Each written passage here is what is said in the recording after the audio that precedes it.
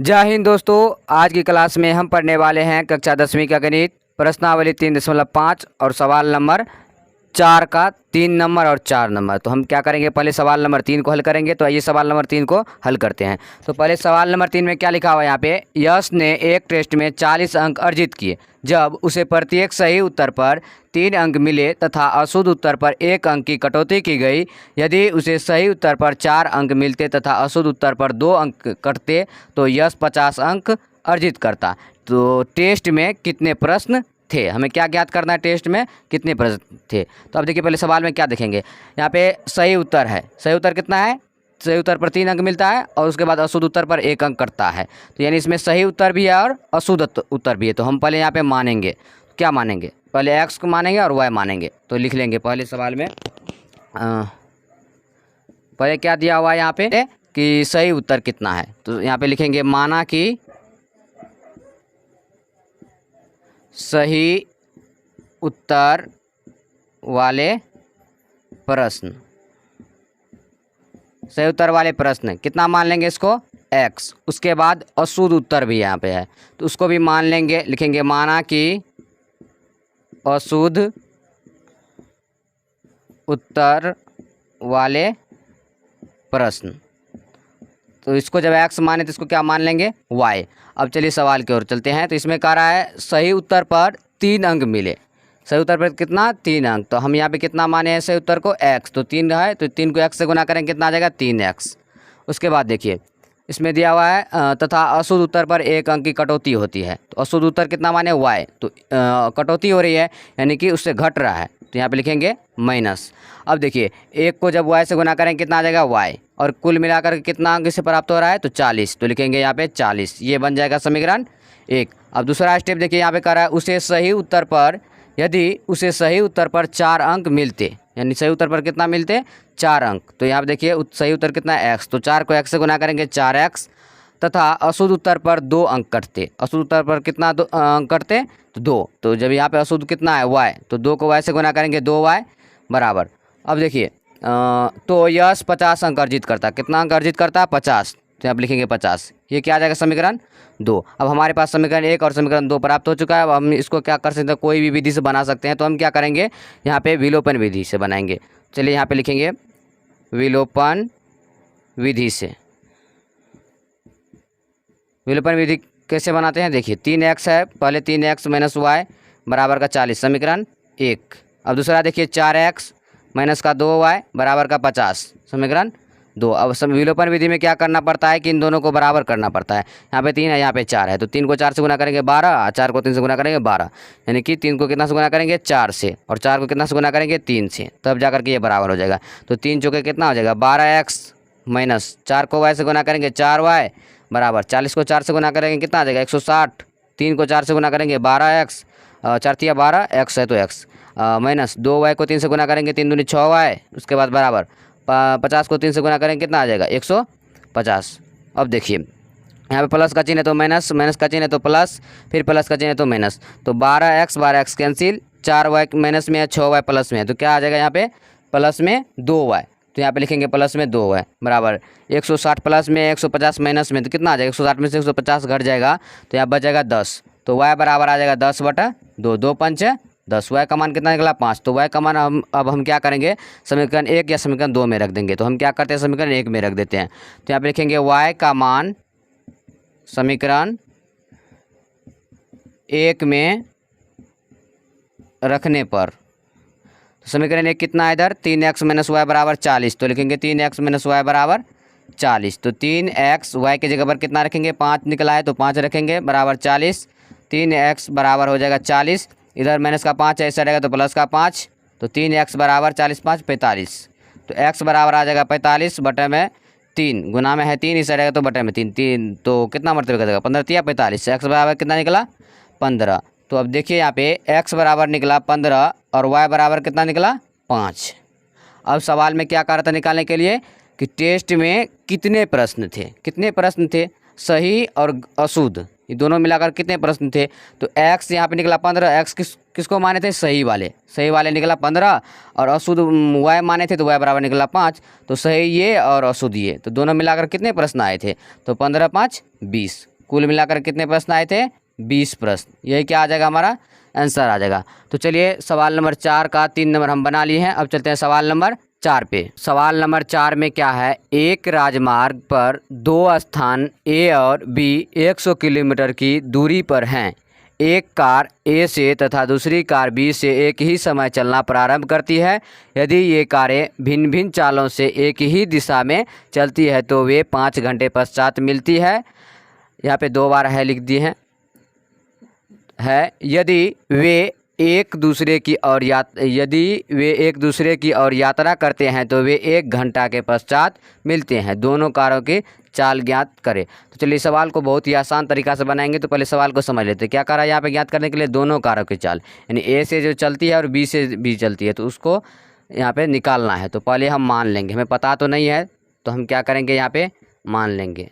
क्या लिखेंगे पहले, माना कि ए से चलने वाली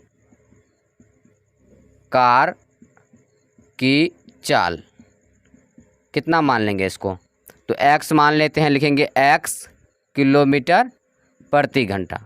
अब उसके बाद देखिए यहाँ पर दोनों कार का है तो ए का भी और बी का भी, तो ए का तो यहाँ पे लिख दिए, अब बी का लिखेंगे। तो लिखेंगे माना कि बी से चलने वाली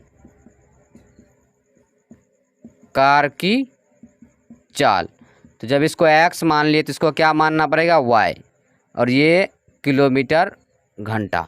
अब देखिए, अब एक एक करके सवाल को पढ़ेंगे, उसके बाद इसको बनाएंगे। तो यहाँ पे क्या कर रहा है, एक राजमार्ग पर दो स्थान ए और बी है, यानी एक राजमार्ग स्थान है ए और बी। तो मान लीजिए ये राजमार्ग हुआ यहाँ से यहाँ तक, और यहाँ पर क्या दिया हुआ है, ए, और यहाँ पर दिया हुआ है बी, ए और बी है। उसके बाद कह रहा है 100 किलोमीटर की दूरी पर है, यानी ये दोनों कितना दूरी पर है, 100 किलोमीटर की दूरी पर है।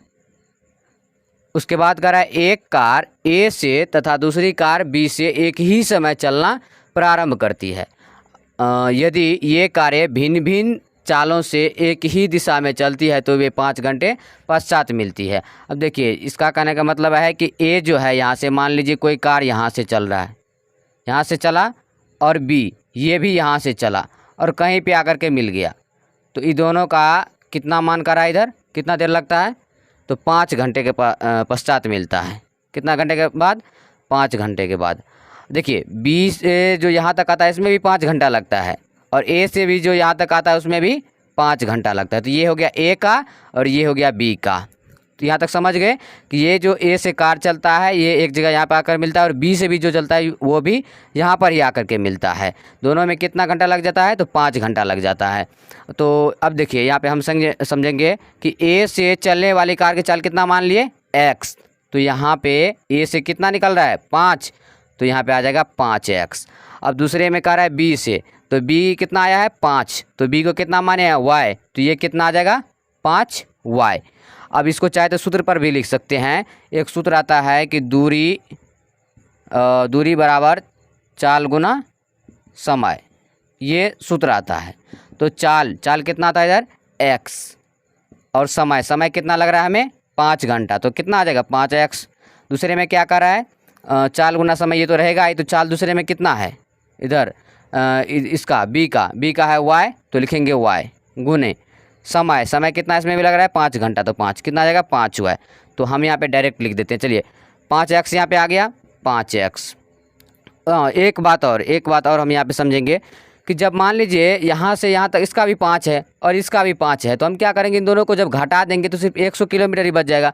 तो हम इन दोनों को घटा देते हैं। जैसे ए से जो चला इसको 5 घंटा लग गया, यानी 5x आ गया यहाँ पे, तो लिखेंगे 5x। इसमें से घटा देते हैं इसको बी से जो चल रहा था यहाँ पे, तो किसको घटाएंगे, 5y को, तो लिखेंगे 5y माइनस का, और कितना जब घटा देंगे कितना बच जाएगा, इधर सिर्फ 100 बच जाएगा, 100। अब यहाँ पे देख समझिए थोड़ा ध्यान से। मान लीजिए ए से यहाँ तक चला, इसको कितना देर लगा, 5 घंटा, इसको हम मिटा देते हैं, और ये भी चला 5 घंटा, इसको भी मिटा देते हैं। सब कुछ यहाँ पे खत्म हो गया, सिर्फ बचा क्या, तो 100 किलोमीटर। तो हमने वही किया, 5x में से 5y घटा दिया, बच गया 100। अब चलिए इसको समीकरण बना लेते हैं। पहले देखिए 5 इसमें कॉमन आ रहा है, तो यहाँ पे 5 क्या करेंगे, कॉमन ले लेंगे, तो अंदर बच जाएगा x माइनस का y बराबर 20 पंच 100। तो x माइनस y बराबर कितना आ जाएगा, 20। ये क्या आ चुका हमारे पास, समीकरण 1। अब चलिए यहाँ पे दूसरा स्टेप देखते हैं। दूसरा स्टेप में क्या कर रहा है, यहाँ पे वे 5 घंटे पश्चात मिलती है। यहाँ तक तो हमने बना लिया था।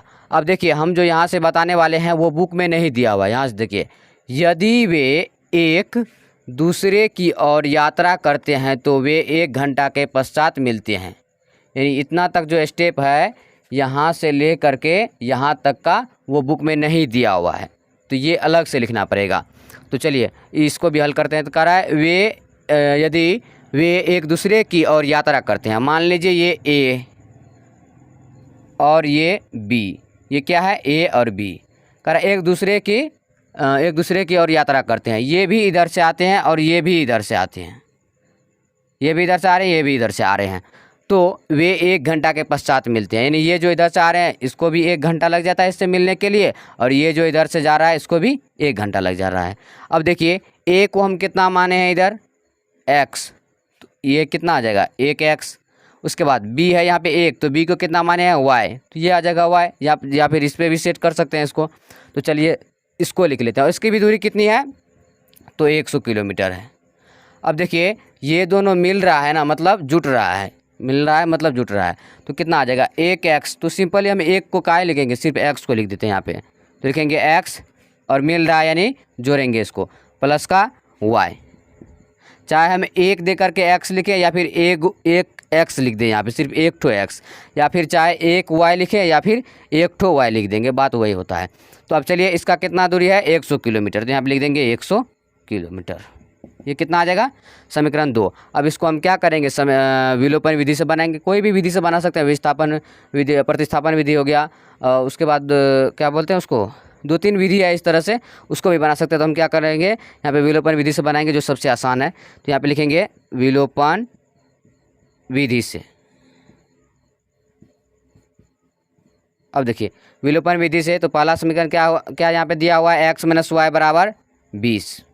दूसरा समीकरण क्या दिया हुआ है यहाँ पे x + y बराबर का 100, समीकरण 2। अब इसमें क्या करना पड़ता था विलोपन विधि में कि ये इन दोनों को बराबर करना पड़ता था, लेकिन हम जब यहाँ पे देखेंगे तो ये दोनों बराबर ही है। तो यहाँ प्लस है तो माइनस, प्लस है तो माइनस, फिर प्लस है तो माइनस, तो x और x क्या हो जाएगा, कैंसिल हो जाएगा। अब देखिए माइनस का y और ये भी माइनस का y हो जाएगा, तो कितना हो जाएगा माइनस का y माइनस का y माइनस का 2y। अब देखिए 20 प्लस में है 100 माइनस में है, तो इधर जाएगा माइनस का 80। अब देखिए तो जब माइनस और माइनस क्या हो जाएगा, कैंसिल हो जाएगा, तो 2y बराबर 80 है, तो y बराबर, इसको पहले लिख 2y बराबर 80, तो y बराबर आ जाएगा 80, 2 गुना में इससे हटाएगा तो भागा में, 40 दूनी 80, y का मान कितना निकला 40। अब इसका मान हम समीकरण 1 में या फिर समीकरण 2 में रख सकते हैं। तो हम यहाँ पे किस में रखेंगे, y का मान समीकरण 1 में रखने पर, समीकरण 1 कितना है x - y बराबर 20। अब देखिए x - y कितना है यहाँ पे 40 बराबर 20, तो x बराबर आ जाएगा 20, माइनस का 40 सही से रहेगा तो प्लस का 40, तो x बराबर आ जाएगा 20 और 40 यानी 60। x बराबर कितना निकला 60 और y बराबर कितना निकला 40। अब यहाँ पे देखिए माना कि a से चलने वाले कार की चाल कितना था x, तो x बराबर कितना निकला हमें, x बराबर निकला 60, तो ये आ जाएगा 60। फिर यहाँ पे माना कि b से चलने वाली कार की चाल y मान लिए थे, तो इसका कितना आ जाएगा y बराबर कितना निकला 40, तो ये आ जाएगा 40। बस यही हमारा आंसर हुआ। अब देखिए आज की क्लास में हम सवाल नंबर 4 का 3 नंबर और 4 नंबर को सॉल्व किए हैं, और आज की क्लास में बस इतना ही। अब सिर्फ एक सवाल बच गया है, वह सवाल नंबर 4 का 5 नंबर। तो अब इससे अगले क्लास में हम उस सवाल को भी समाप्त कर देंगे। तब तक के लिए जय हिंद, वंदे मातरम।